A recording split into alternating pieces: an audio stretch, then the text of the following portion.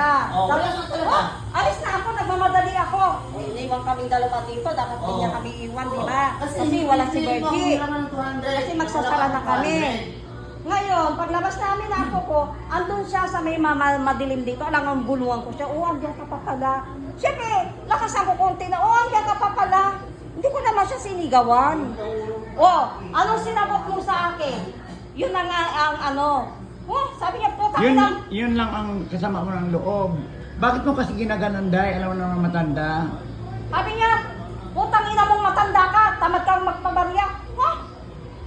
Hindi ka naman inutusan para magpabarya. Ang kay Egay lang, para maisauli sa akin yung 200 na pinahiram ko dyan kasi walang panukli sa customer.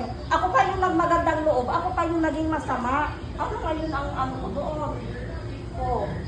Okay lang na murahin mo ako kung may gira. Wala na talaga. Alis na